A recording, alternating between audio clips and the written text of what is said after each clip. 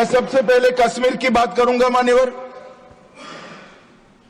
कश्मीर में हम सब जानते थे कि पड़ोसी देश से आए दिन आतंकवादी घुसते थे, यहां बम धमाके करते थे, हत्याएं करते थे। एक भी त्योहार ऐसा नहीं होता था जो चिंता के बगैर जाता था। और केंद्र सरकारों का रवैया लचीला होता था, चुप्पी साध जाते थे, बोलने में डर लगता था, कोई दुविधा भी थी, शायद वोट बैंक का भी डर था। नरेंद्र मोदी जी के आने के बाद आतंकवाद के खिलाफ जीरो टॉलरेंस की नीति प्रधानमंत्री की ने। हमारे आने के बाद भी हमले हुए, उरी पर हुआ, पुलवामा पर हुआ।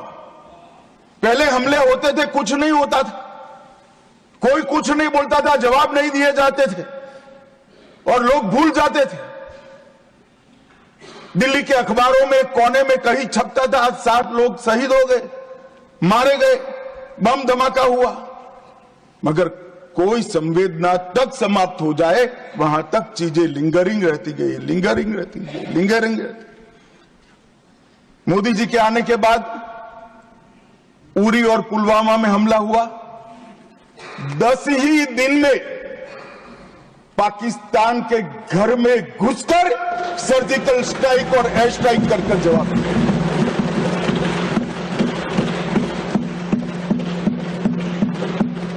पूरे दुनिया में 2 ही देश ऐसे थे जो अपनी सीमा और सेना की सुरक्षा के लिए हमेशा सम्मान के साथ तत्पर रहते थे, इजराइल और अमेरिका।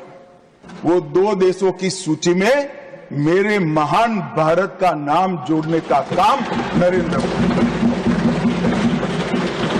और वहीं से शुरू हुई आतंकवाद के खिलाफ जीरो टॉलरेंस की नीति। मान्यवर, हम सब जानते हैं धारा 370 कश्मीर के अलगाववाद का मूल था। हम भी कभी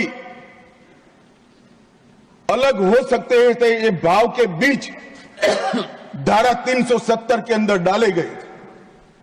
मगर हमारे संविधान निर्माताओं का भी मैं बहुत मनपूर्वक धन्यवाद करना चाहता हूं, बड़े दूरदर्शी थे। उन्होंने इसको टेम्पररी बनाया था और धारा 370 को हटाने का बीज भी धारा 370 में ही डाल दिया गया।